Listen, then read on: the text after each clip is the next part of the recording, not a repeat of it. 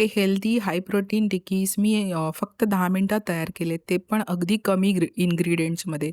हाय प्रोटीनचा खूप महत्त्वाचा सोर्स आहे यामध्ये. तर यासाठी इथे घेतलेत मी गाजर, शिमला मिर्च, लसूण, कांदा आणि मिरची. हे एका चॉपरमध्ये मी चॉप केलं आणि त्यानंतर टाकले इथे मी बॉइल्ड स्प्राउट्स. हे स्प्राउट्स जरा जास्त शिजवून घ्यायचेत, जेणेकरून लवकर बारीक होतील. त्यानंतर याच्यामध्ये मी टाकलं बेसन 2 चमचे आणि त्यात बेसिकचे मसाले टाकले, मीठ टाकलं, हळद टाकली आणि हे सगळं एकजीव करून त्याचे पॅटीज बनवले. नाश्त्याला काय करायचं किंवा संध्याकाळी हलका-फुलका काहीतरी स्नॅक्स हवा असेल, तर ह्या पॅटीज एकदम बेस्ट आहेत ह्या. खूप कमी तेलामध्ये तुम्ही हे शॅलो फ्राय करू शकता.